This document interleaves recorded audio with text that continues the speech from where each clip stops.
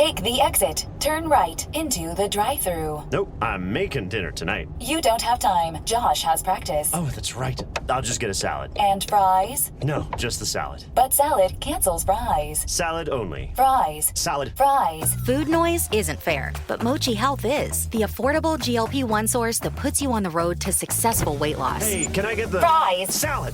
Sorry. Learn more at joinmochi.com. Mochi members have access to licensed physicians and nutritionists. Results may vary.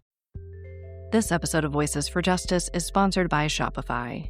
Starting a business is filled with a lot of what-ifs. What if I fail?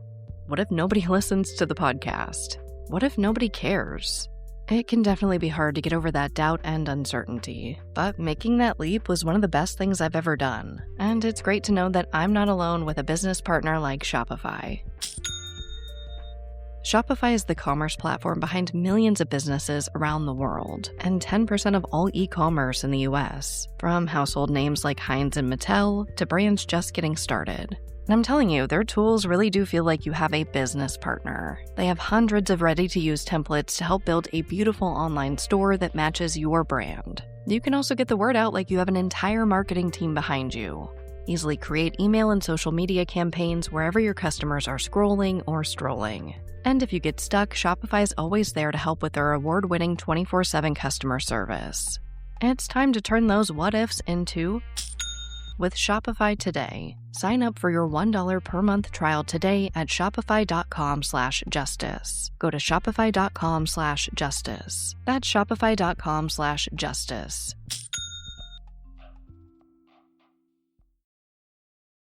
This episode discusses the topics of suicide and self-harm. If you or someone you know is struggling, help is available. In the US and Canada, you can call or text 988 for the Suicide and Crisis Hotline 24 hours a day, 7 days a week.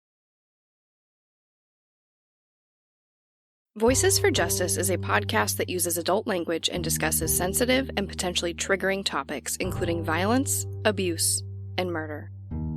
This podcast may not be appropriate for younger audiences. All parties are innocent until proven guilty in a court of law. Some names have been changed or omitted per their request or for safety purposes. Listener discretion is advised. My name is Sarah Turney, and this is Voices for Justice. Today, I'm discussing the disappearance of Timmothy Pitzen. In May 2011, Timmothy Pitzen's case dominated the news cycle. The details were just really shocking. He'd been secretly pulled out of school by his mom, who was later found deceased. But 6-year-old Timothy was nowhere to be found. All investigators knew about Timothy's whereabouts or what his mother left in her final notes: that he was safe, but he'd never be found. This is the disappearance of Timmothy Pitzen. Jim and Amy Pitzen didn't have the perfect marriage. They met in 2002 at a party for Amy. Not long after, they'd found themselves in a long-distance relationship. And 2 years later, they had their first and only child, a boy named Timothy. By May 2011, they'd been married for 7 years. And like many marriages, that took a lot of work. Over the years, Jim has been very forthcoming with many media outlets that he and Amy did fight. And while most of these arguments were over smaller grievances, in 2008, Jim found a series of text messages between Amy and one of her ex-husbands. He gave Amy a clear ultimatum: him or her ex. He also warned Amy that if she chose to leave, he would fight and win custody of their young son, Timothy. Amy chose to stay with Jim. But according to her younger sister, Kara, this wasn't a threat that Amy took lightly. It stuck with her and terrified her. To understand Timothy's story, it's important to understand that Amy had a history of mental health concerns, specifically depression. Before Amy met Jim, she parked her car on a set of train tracks, planning to die by suicide. But she moved her vehicle at the last minute. She checked herself into a mental health facility to receive treatment not long after. The next incident happened shortly after she and Jim started dating. One day, Jim got a call from a Cedar Rapids hospital. Amy had fallen 30 feet down an embankment after taking a handful of sleeping pills. Amy assured Jim that after adjusting her medication, she was feeling better. In an interview with Brian Smith for Chicago Magazine, Amy's sister Kara explains that despite all the medication and counseling, she just feels like Amy was never truly happy, even after Timothy, her miracle baby, was born. The thing is, Amy never actually wanted kids. She was afraid that they'd struggle with depression as well. She and Jim also thought it was just physically impossible. Jim received chemotherapy treatments for Hodgkin's lymphoma when he was 20, and he thought he was sterile. So when Amy got pregnant in early 2004, she and Jim considered it not only a miracle, but a sign that Timothy was meant to be in their lives. So they just jumped in. By May, they were married and settled in Aurora, Illinois, ready to embark on the next stage of their lives as parents. By all accounts, Timothy was extremely special to Amy. He was actually named after her brother who'd passed at birth, and her sister Kara says everything seemed to change after this. In that article for Chicago Magazine, she said, quote, "It was like all of a sudden her life had meaning," end quote. And it seemed like Amy was happy, until she wasn't. After Amy lost her job, things got tense, and she and Jim were fighting again. Amy's fourth marriage was seemingly failing. Now, I just want to say that depression and mental health are deeply personal and intimate. I would never assume to know exactly what was going on in Amy's head during this time. My goal is to try to make you understand what Jim and Amy's family knew as the events of Timothy's disappearance unfold. About a week before Timothy went missing, Amy went on a girls' trip to the Bahamas, and Jim wasn't very happy that she'd chosen to not invite him and Timothy along. But he was glad that she was in good spirits when he picked her up from the airport after. Jim says that things definitely weren't perfect. They were tense, but Amy seemed like she was back to her normal. The next week, Amy came home from work early, saying that she wasn't feeling well. She had been suffering from a bout of vertigo, and Jim did not want her to even try to drive. So while Amy would typically drop Timothy off at kindergarten before heading to work, Jim planned to take care of all of that before going into work a little bit late the next day. So, just before 8 a.m. on Wednesday, May 11th, 2011, Jim dropped Timothy off at Greenman Elementary School. Timothy waves, says, "Love you, Dad." Jim says, "Love you too, I'll see you in a little bit." And he watches his son walk away. The same thing happens when Jim drops Amy off. They exchange I love yous, and Amy heads into work. Now, Timothy is only 6, and his kindergarten class is only a few hours long. So before he knows it, Jim is back at the school to pick up his son by 10:30. He parks his Jeep, but does not expect what he hears next. Timothy isn't there. Amy had signed him out. This episode of Voices for Justice is sponsored by Chewy. If you have pets, you probably know about Chewy, and you also know that when they say that they have everything you need to keep your pet happy and healthy, they're not messing around. To keep them happy, Chewy has over 100,000 products from all the brands my pets love at prices I love. To keep them healthy, Chewy offers pet prescriptions, pet insurance, telehealth vet visits, and they're even rolling out vet clinics across the country. I've been shopping with them for a very long time. And in addition to the auto-ship feature that gets the dog's food to them every single month, I also love to experiment with different treats. But I'm a bit picky. For me, it has to be high quality with simple ingredients. I recently picked up treats from Shepherd Boy Farms that are 100% just chicken breast. Popcorn and Heber are already obsessed. Chewy has everything you need to keep your pet happy and healthy. And right now, you can save $20 on your first order and get free shipping by going to chewpanions.chewy.com/Sarah E. Turney. That's chewpanions.chewy.com/Sarah E. Turney to save $20 on your first order with free shipping. chewpanions.chewy.com/Sarah E. Turney. Minimum purchase required. New customers only. Terms and conditions apply. See site for complete details. This episode of Voices for Justice is brought to you by Quince. I've been trying to be more intentional about what I wear each day. I'm leaning into pieces that feel effortless, comfortable, and still put together. And Quince has been my go-to. The fabrics feel elevated, the fits are flattering, and everything just works without overthinking it. They use premium materials like 100% European linen, organic cotton, and ultra-soft denim. And the best part? Everything is priced 50 to 80% less than similar brands. They work directly with ethical factories and cut out the middlemen, so you're paying for quality and craftsmanship, not brand markup. I recently just ordered their tiered linen dress, of course in black. I wanted to pair it with one of my favorite pairs of brown wedges. The problem was, I didn't have a brown purse. So I got that from Quince too. It's one of my favorite outfits. It's easy, effortless, and feels amazing, especially as we're getting a little bit warmer here in Phoenix. Refresh your everyday with luxury you'll actually use. Head to quince.com/justice for free shipping on your order and 365-day returns. Now available in Canada too. That's QUINCE.com/justice for free shipping and 365-day returns. Quince.com/justice. Jim learns that Amy walked to Timothy's school from her work, told them there was a family emergency, and signed him out at about 8:30 a.m. Jim's angry. He's not aware of any family emergency, and if something did happen, Amy did not communicate that with him before grabbing Timothy. He calls and calls Amy's phone, but there's no answer.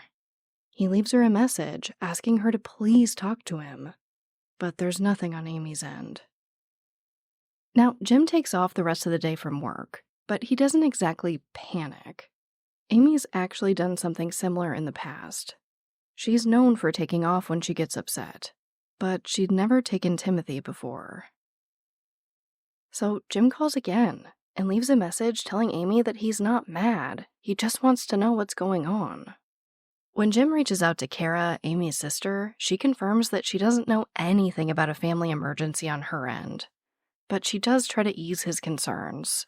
She told Jim that if they'd been fighting, which they had, she probably just needed some time to cool off.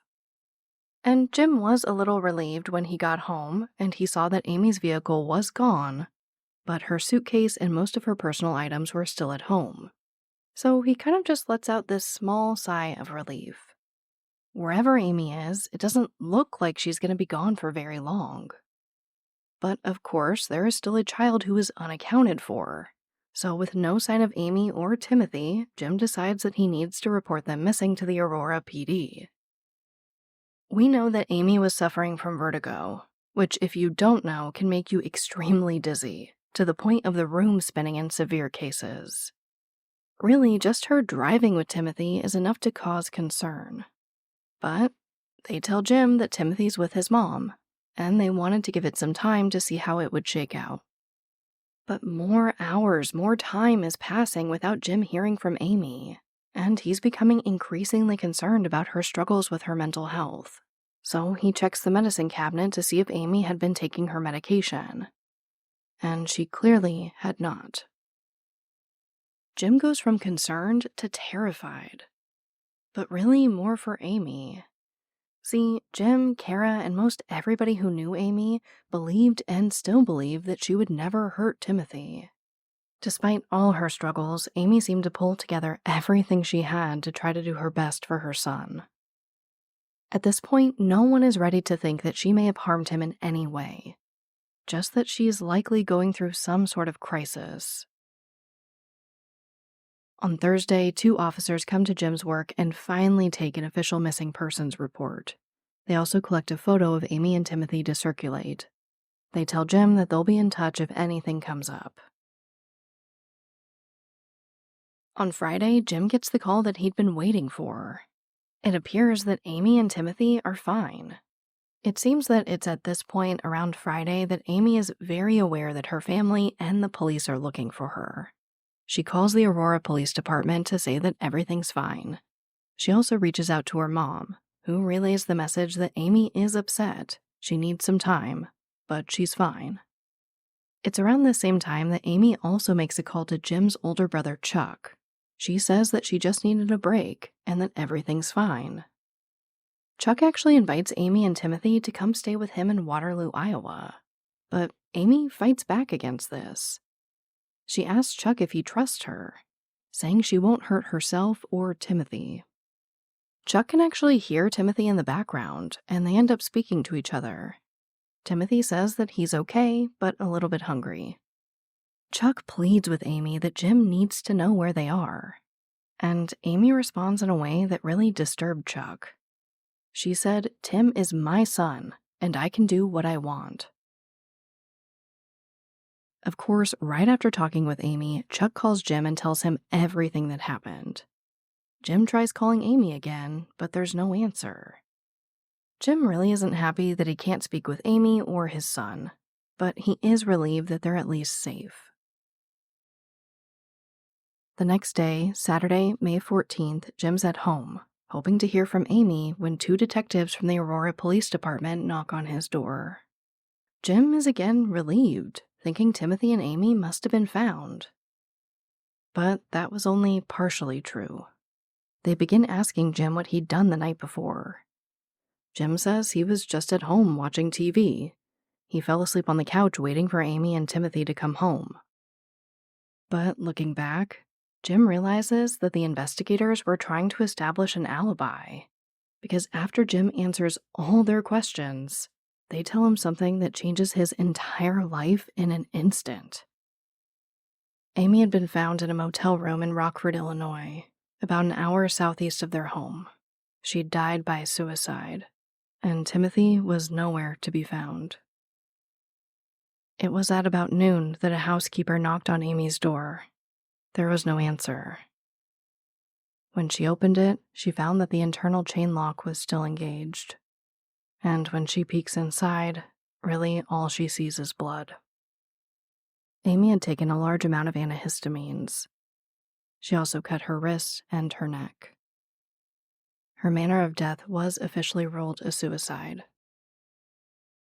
When Jim went to identify Amy's body, he was still in disbelief. He said that he was holding out hope that maybe it wasn't Amy who was found in that motel room, that maybe she and Timothy were still out there somewhere.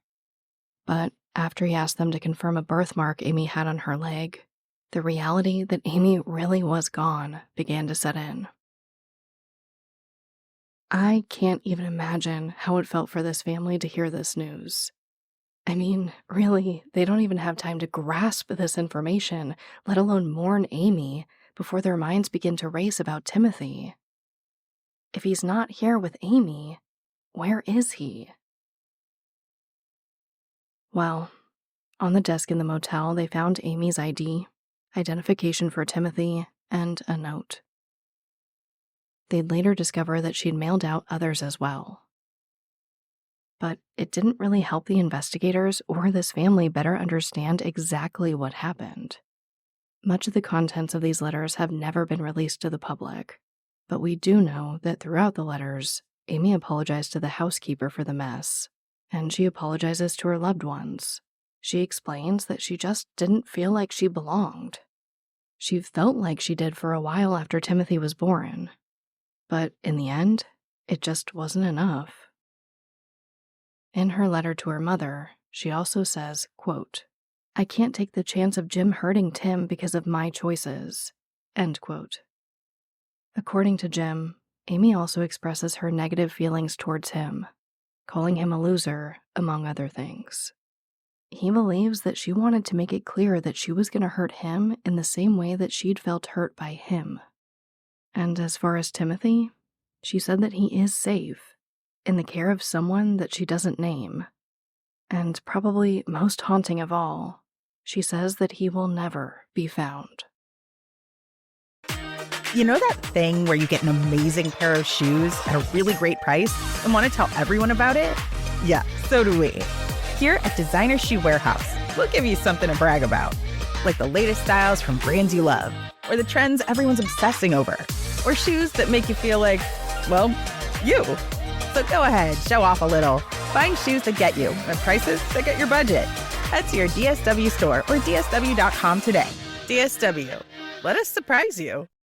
Insurance isn't one size fits all. That's why customers have enjoyed Progressive's Name Your Price tool for years now. With the Name Your Price tool, you tell them what you want to pay, and they'll show you options that fit your budget. So whether you're picking out your first policy or just looking for something that works better for you and your family, they make it easy to see your options. Visit Progressive.com. Find a rate that works for you with the Name Your Price tool. Progressive Casualty Insurance Company and Affiliates. Price and coverage match limited by state law. The FBI and the National Center for Missing and Exploited Children joined the Aurora PD in searching for Timothy pretty much immediately. Unfortunately, there were a few clues found in that motel room, though. Almost nothing of Timothy's was there. Not the Spider-Man backpack he went to school with, not his toothbrush, no toys, or any other items you'd need to care for a 6-year-old child. There was one exception, though. A partially empty bottle of Triaminic, a liquid cough and cold medicine for kids. But Amy's toxicology report has never been released to the public, so I can't say for sure if she drank it or if she gave it to Timothy in order to sedate him, maybe to harm him or hand him off to whoever she claims he's safe with. Other than Timothy's ID that Amy left on the desk, only one of his items was found inside that motel room. It was a t-shirt from the Brookfield Zoo. This was really investigators' first clue that Amy didn't just take him right to this motel. They would later learn that after taking him out of school, she took him to the zoo and bought matching t-shirts. Kara has theorized that Amy kept this just one piece of clothing to have something of his at the end. But again, this shirt was just one clue about where Timothy and Amy had been for the last few days. Of course, over time, they get even more evidence. And using Amy's notes, video surveillance, cell phone, and bank records, they were able to put together a rather solid timeline of what happened in the days between Amy picking Timothy up and her death in Rockford. Here's what we know.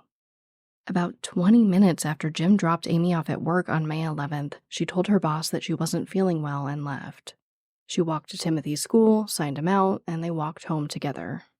From here, Amy and Timothy get in her Ford Expedition and drive towards the Brookfield Zoo, about 30 miles outside of Chicago. But before she could get there, she has some car troubles and stops in LaGrange to have her alternator fixed. It's actually an employee from the mechanic shop that dropped them off at the zoo.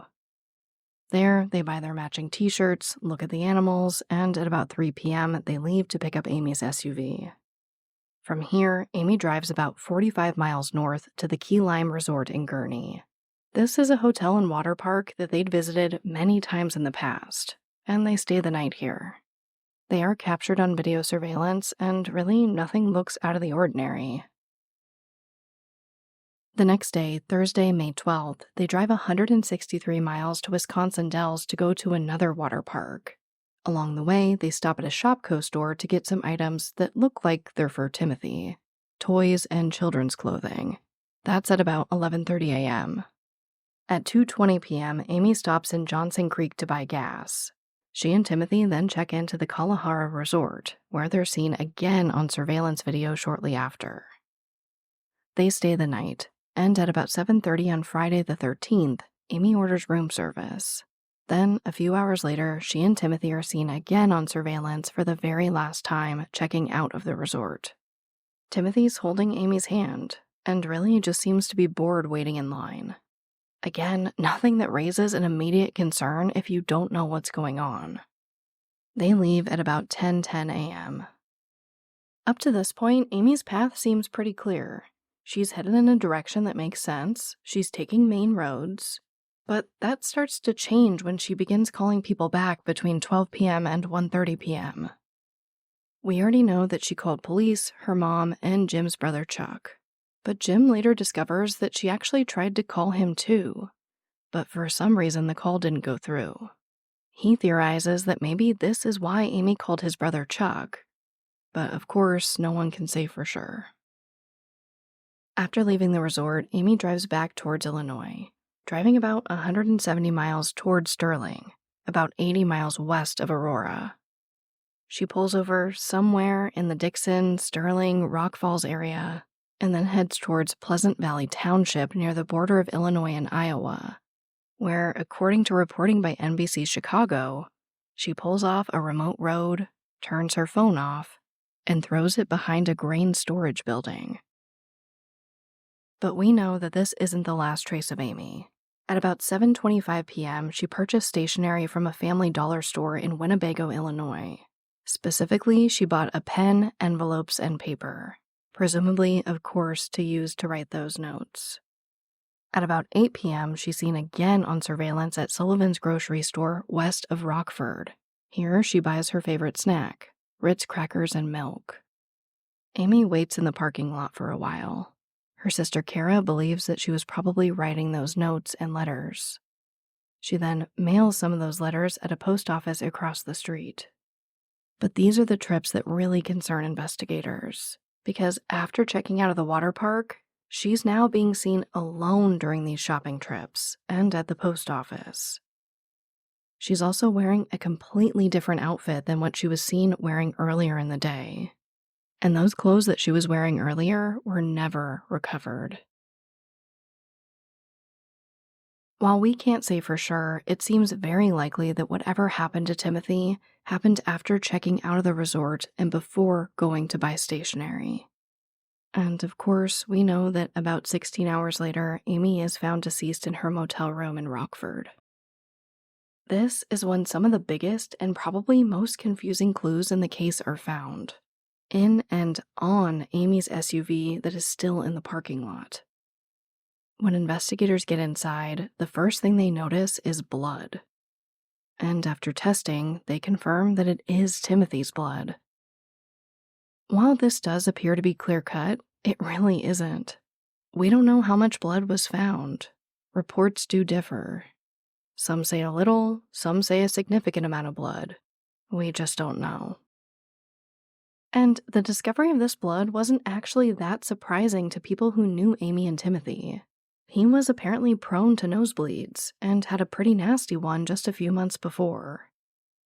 Most of his loved ones do think that this blood came from a nosebleed versus something more nefarious. And that's the thing about this case. Most people who knew Amy thought and still think that there's no way she could have harmed Timothy, including Jim. So while this discovery feels really shocking, it doesn't give us any definitive proof that Amy hurt Timothy or that he's deceased. But they do find something else that they think will be even more helpful to this case. They notice that Amy's SUV was really dirty. There was dirt all on the outside, and underneath they found dirt, grass, and weeds. They also found a small amount of this same dirt on the seat where Timothy's blood was found. And I have to give credit to these investigators, because they grabbed these samples, sent them off to experts at the Microtrace lab in Elgin for testing, and they concluded that this dirt and this plant matter was unique to certain areas in western Illinois. They aren't able to say exactly where Amy was, but it does allow them to greatly narrow the search. That makes these investigators and this team at the lab our heroes of this episode. At this point, the search for Timothy is on. They search along Amy's route for any sign of Timothy, specifically focusing on the remote roads, remote areas, and state parks in the area where her phone last pinged. Police also check Amy's iPass information. Now, if you're like me and live in an area without toll roads, you may not know what an iPass is. It's basically an electronic toll collection system used in Illinois. Essentially, it would track Amy's movements to ensure they charge her should she use a toll road. And this iPass system is part of how they discover that it wasn't Amy's first time in this area where her phone last pinged. For some reason, she had visited this same area twice before earlier that same year. Of course, they go to her loved ones and ask if they know of Amy making any trips out here or why she would be in this area. But no one knows. The prevailing theories are that Amy either traveled out here to ensure that no one saw her pass Timothy off to someone else, or to ensure that no one saw her conceal his remains. Meanwhile, Jim goes to the media to beg for Timothy's safe return, hoping his son is still out there somewhere alive.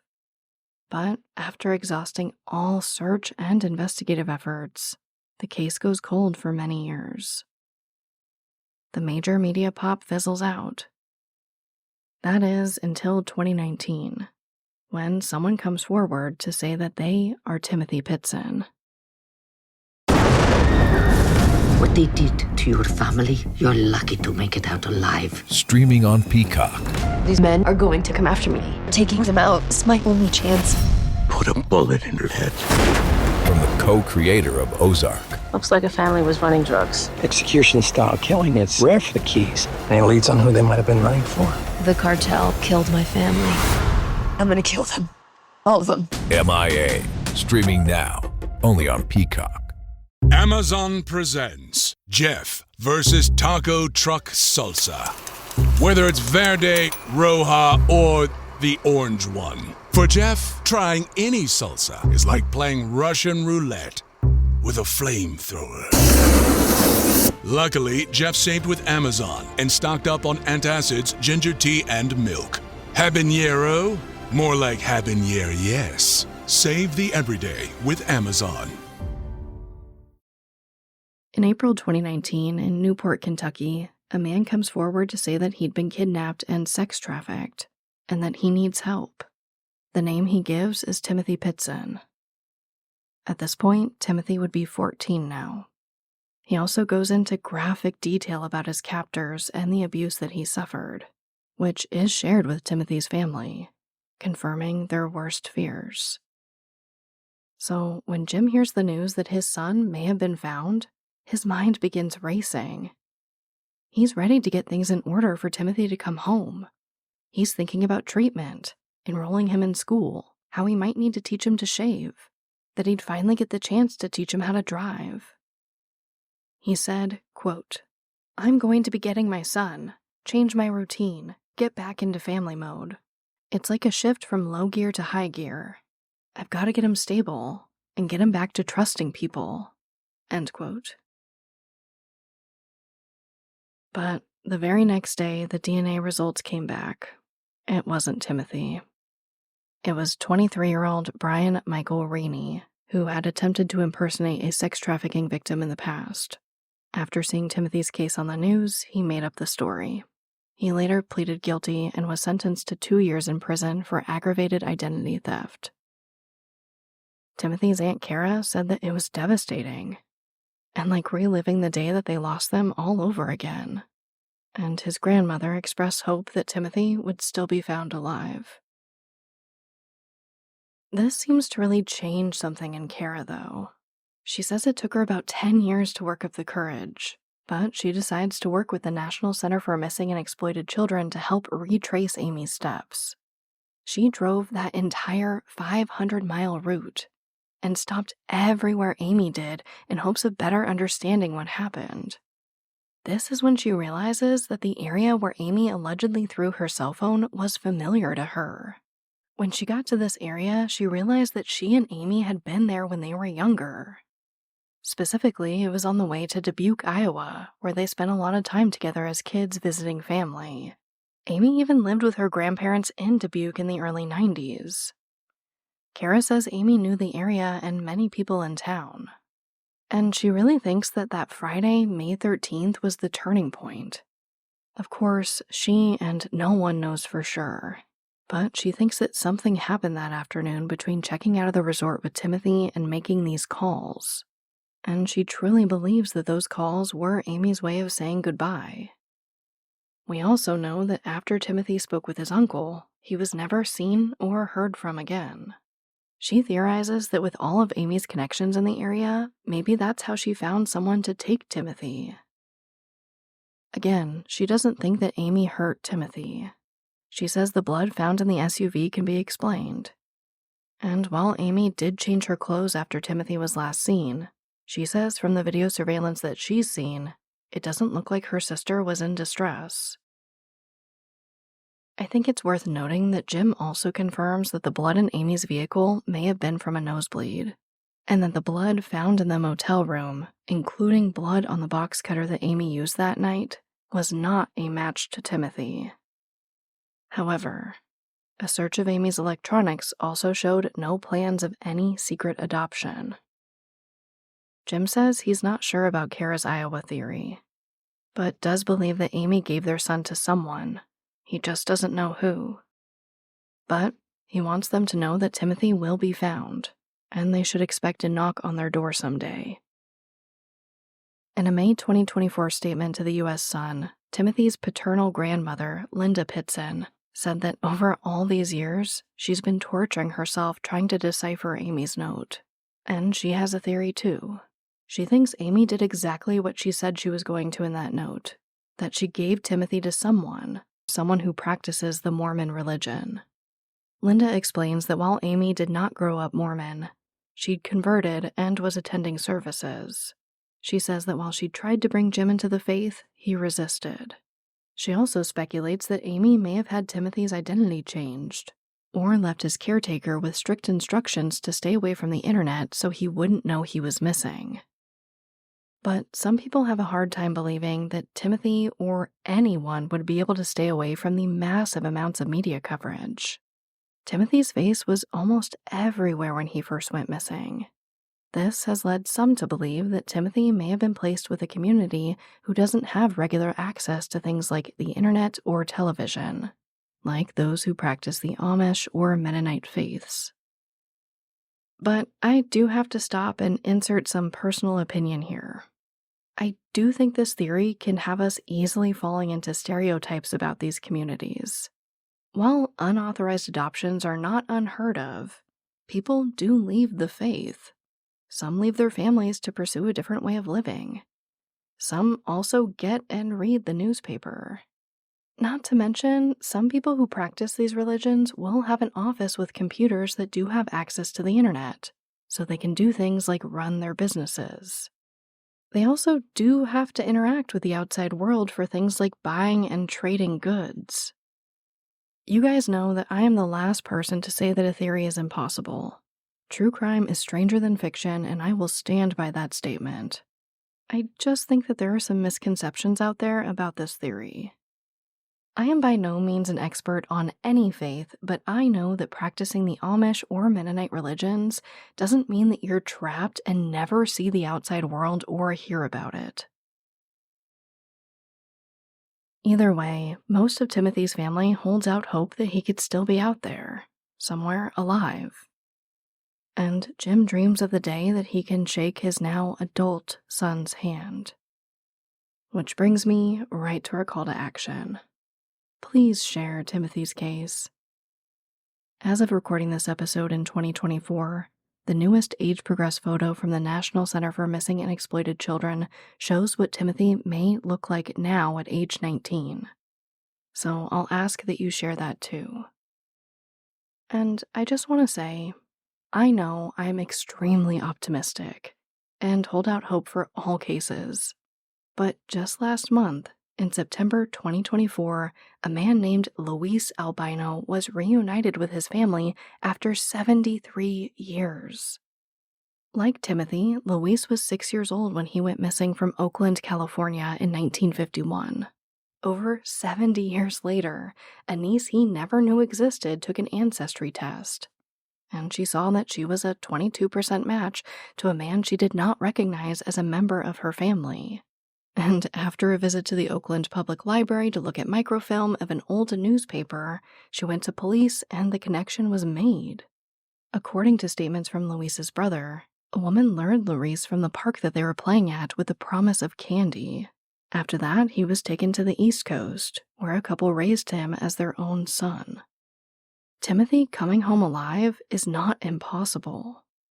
And if this family can hold out hope after all these years and after all that they've been through, I think we can too. Jim has also said that one of his biggest fears is people thinking that his son is deceased, because that means people will stop looking for him. For the 13-year anniversary of Timothy's disappearance in May 2024, Jim Pitzen wrote a letter to his son that reads, quote, "Dear Timothy, the years apart have been hard. I am so looking forward to us being reunited. There's so much of your young life that I have not been able to be a part of while you've been missing. The future is bright. And I look forward to spending time with you and getting to know my son again. Until I see you again. Love, Dad. End quote.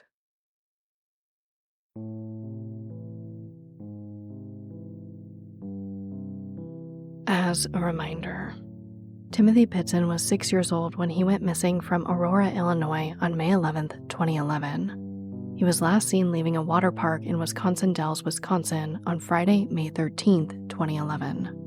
He is white with brown hair and brown eyes. At the time of his disappearance, he was 4 feet 2 inches tall and weighed approximately 52 pounds. If you have any information about Timothy or his disappearance, please call the National Center for Missing and Exploited Children at 1-800-843-5678. You can also call the Aurora Police Department at 630-256-5516. But as always, thank you, I love you, and I'll talk to you next time. Voices for Justice is hosted and produced by me, Sarah Turney, and is a Voices for Justice media original. If you love what we do here, please don't forget to follow, rate, and review the show in your podcast player. It's an easy and free way to help us and help more people find these cases in need of justice.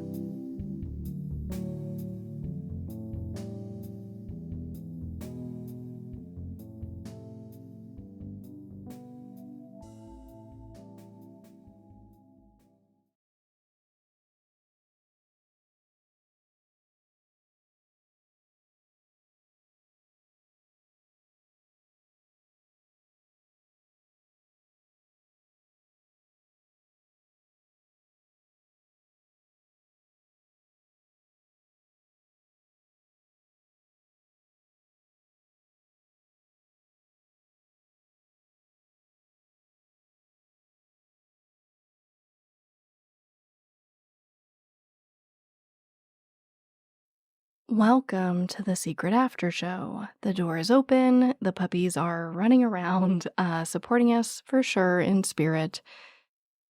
Let's talk about what's been going on with me. I will say that my once-a-month obligatory Patreon plug is here. I have covered the dark truth of Sean Combs. And literally right after I published it, there were even more lawsuits that came out, and my goodness, what a terrible, horrible, no good story all of that is. But I really do hope that maybe now his victims can get some justice. Of course, I do have to mention that last week I dropped an unexpected episode that was an interview with my dad. That was and is a whole mix of feelings. If you follow me on social media, you got to read a very raw statement from me that I debated deleting until I got comments and messages saying that people appreciated how raw and real it was. And even though it can be embarrassing to talk about how I start making a post and literally begin sobbing during it, that's just the truth of what it's like to be a family member in true crime. And I feel like sugarcoating it doesn't really help anybody. And while I certainly try my best not to lead with emotions all the time, I feel like when it's just raw and real about me, about how much it hurts, that's, a little bit different. I'm not out here making rash decisions based on my emotions. I'm just brutally honest with you guys because I truly don't know how else to be. And I feel like when I'm not, it comes across extremely ingenuous or disingenuous. So yeah, that was awful, horrible. I hate every second of it, and I hate that I have to be there doing that for Alyssa, to be totally honest with you. So if you listen to it, thank you. I've been getting phenomenal feedback. You guys are so amazing. I just thank you for being there once again for me during this process. I will say, there will be no new episode next week. I am taking time off. This was planned in advance, believe it or not. Unlike the episode about my dad, it just happened to be pretty solid timing, because I need time off. I need this next week off, and I will say I am trying to do like a complete true crime detox for the next week. I just need a minute, to be totally honest. I just need a few days at least where I do not think about true crime. I know that's going to be impossible because there's not a day that has gone by in my life, probably since I've been born, that I haven't thought about Alyssa. But in terms of true crime episodes, what am I doing next in her case? I am going to try my best to literally shut off my phone, walk away from the internet, and just decompress. I really, really need it. It also happens to be my birthday, which is the original reason I was taking it off. I usually never, ever do. But I am on this mission to treat myself the way I treat others. And any family member ever that came to me and said, should I take time off for my birthday? I would say absolutely. So I am trying to just be better to myself. And I'm excited to take this time off. I'm excited to see how long I can go without my phone, the internet, and social media, because I'm sure, like a lot of you, as much as I kind of want to break from it, it's hard, right? It's hard to really take those breaks, but hopefully I can. I need it. Long story short, there will be no new episode next week. I will catch up with you the following week. Now, let's talk about Timothy's case. Gosh, this was a heartbreaking one for so many reasons, and talking about mental health is always really, really hard, because I don't want to judge anyone. I don't want, Timothy and Amy's family out there to think that I'm judging, because the truth is, you never know what's going on in someone's head, whether that's your wife, your mom, your best friend, your sister, whatever it is.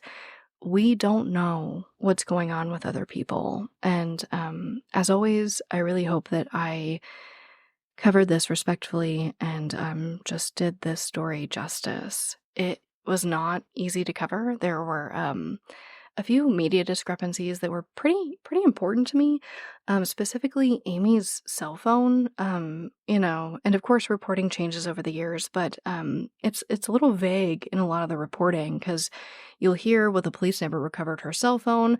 Well, a couple ended up finding it, 2 years after she died by suicide, and they found it behind that grain storage, just randomly, I guess, 2 years later.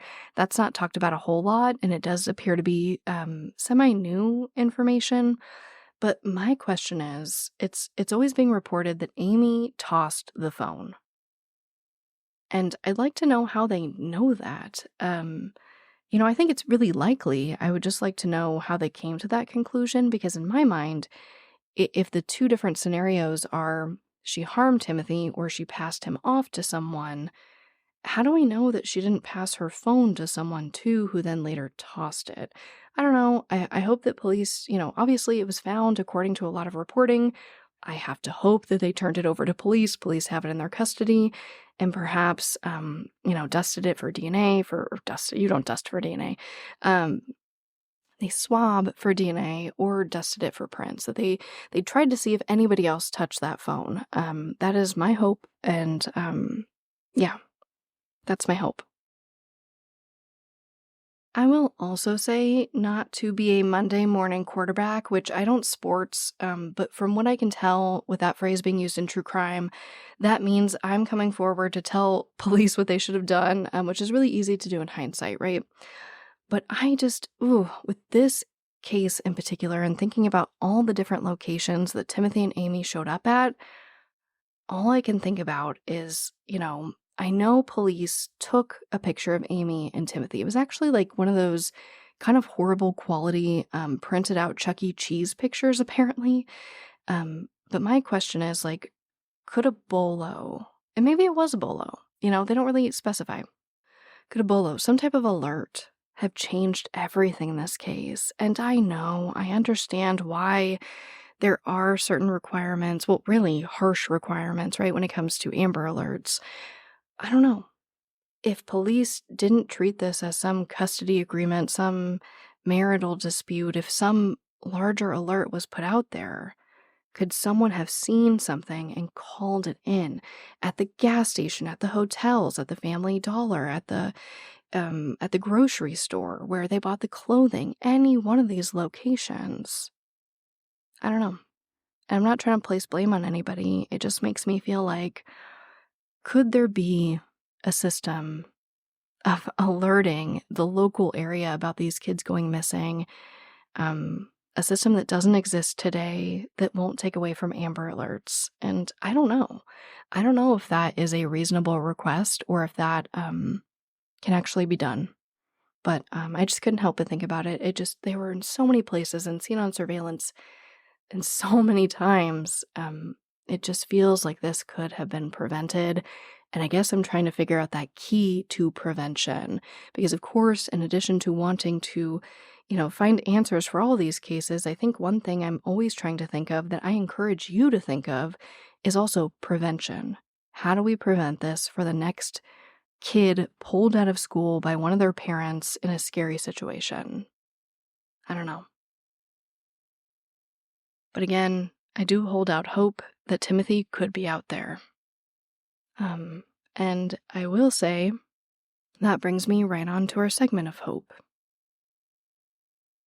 This was a big one, and I'm going to try not to get emotional. You guys know how I am. Sorry, not sorry. I will step out of true crime when I stop crying over these cases, when I am so far detached that I do not care anymore. But for now, I am here, I am emotional, and I'm going to embrace it. But this week's segment of hope is uncovering more answers in the case of Morgan Nick.